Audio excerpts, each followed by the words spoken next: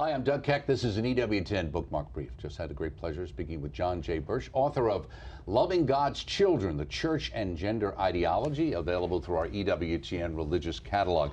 Loving God's Children, the Church and Gender Ideology. What's this book about, John? Well, this is kind of the A to Z guide for parents and others who want to understand everything they need to know about gender ideology. It'll cover things like moral relativism and theology of the body, and then walk through the church's teachings about the human body as it pertains to gender ideology. It covers the science, it covers the social and governmental pressures, where they're coming from, and then concludes with a long chapter of questions and answers, the most common things that people want to know. What do I do if my son or daughter tells me that they're the opposite sex? If I'm a priest, what do I do if a transgender person shows up for an RCIA program or for a wedding?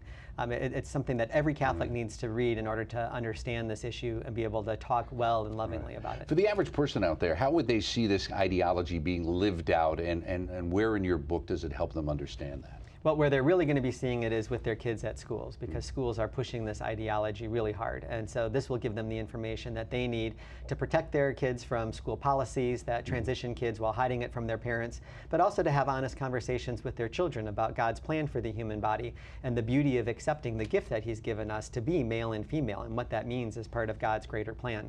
And then with older kids and coworkers and extended family members, some of the scientific facts will be startling, because we think that a gender transition is good for a person. That's what the American Medical Association says. It's affirming care. Affirming care. But we know from medical associations around the world that that is the most dangerous thing that you can do. Higher suicide rates, higher incidence of mental health issues, and all kinds of medical problems, including permanent infertility. And so these are the kind of facts, scientific facts, that we need to be able to share with those we love. So why would this be a particular Catholic issue in your mind? Well, the Catholic Church does such a good job talking about the importance of the human body. John Paul II's theology of the body says that it gives us a window into what God is like in the way that men and women come together in a marriage and then have a child. It's an icon for the Trinity.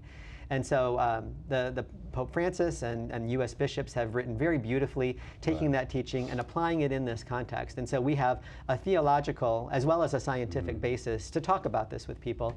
And I think that conversation is a helpful one. Very good. Loving God's Children, the Church and Gender Ideology by John J. Bursch, available through our EWTN religious catalog. Highly recommend this book.